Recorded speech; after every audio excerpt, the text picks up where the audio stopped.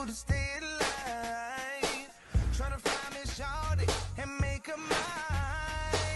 Now I'll find one in no time. With the help of my homies, I'm going out with my bros. With my bros.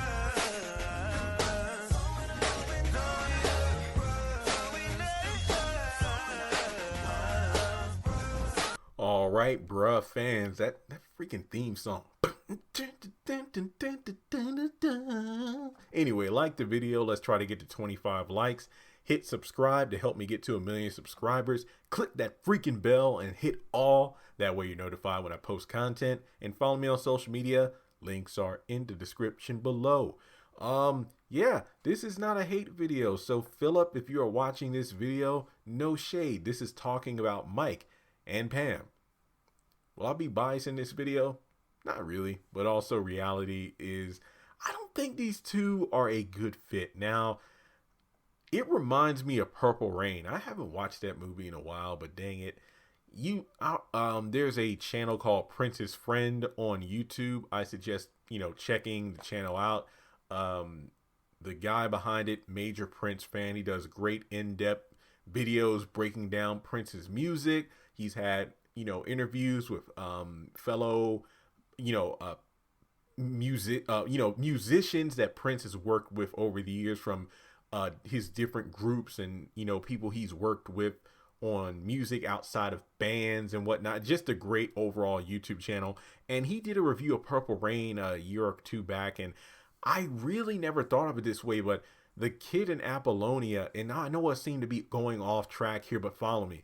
If you go back and watch Purple Rain, it was pretty much Apollonia choosing the kid or Morris Day.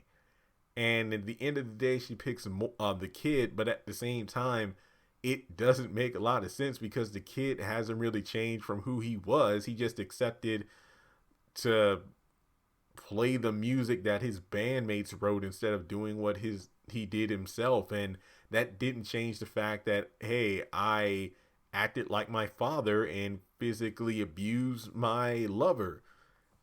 And I guess a lot of resolution was just solved off screen. I don't know, but she wasn't in Graffiti Bridge, and Graffiti Bridge was a more or less sequel to Purple Rain, and she wasn't in there, so obviously they didn't end up together forever. But more to the point, when I think about that, about Apollonia and the kid implying they got back together, given that they gave each other a heated kiss before he got it back on stage to perform "I Would Die For You." Let me say it. Oh, okay, I'm done.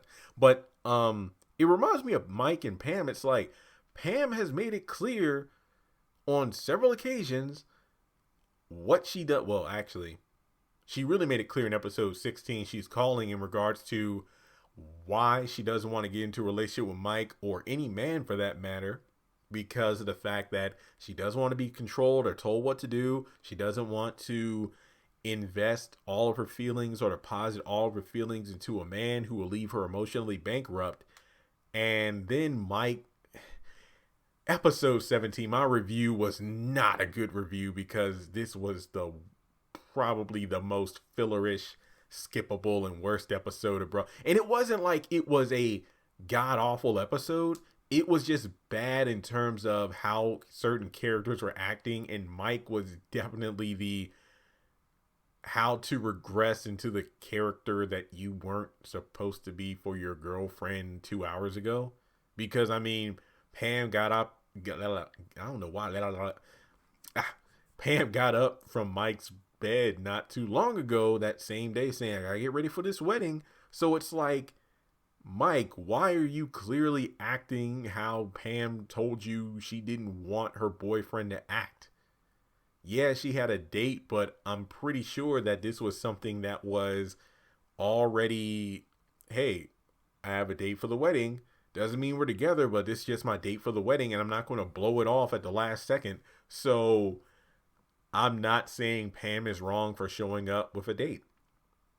Now, I'm not saying I would like that if I was Mike, but at the same time, I shouldn't just call up my love interest the same night that I interrupted her date and got a drink spilled on me, rightfully so, saying that I want you to come over. And I also look at Pam some kind of way like, is this what, for someone who doesn't want this kind of behavior in her relationship partner, she doesn't seem to have a problem showing up to Mike's place whenever he calls. So it's one of those things where it must be because Mike is really good in the sack.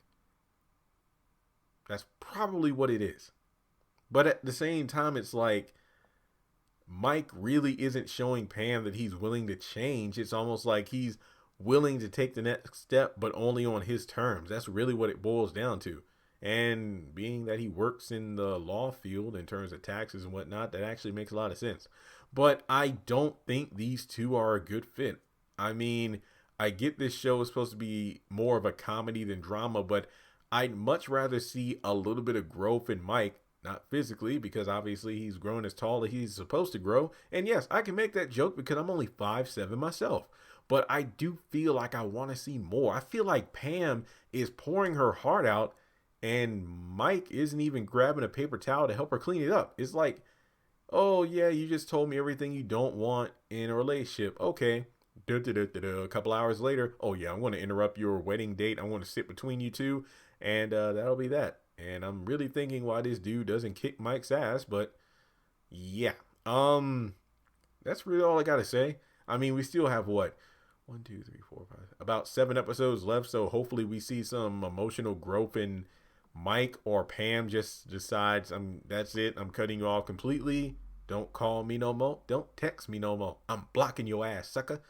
But the fact that these two are dating in real life is adorable. So with that being said, let me know your thoughts in the comment section below. I don't think Mike and Pam are right for each other. I really don't. Just no. All right, but let me know your thoughts. I really would love to get the conversation going. I know a lot of people don't watch this show, but I love it, even though it is frustrating at times. But I wouldn't be talking about it if I didn't like it. I'll leave it at that. So if you would like to donate to the channel, feel free to do so on PayPal, Cash App, or join Patreon for as little as $1 a month.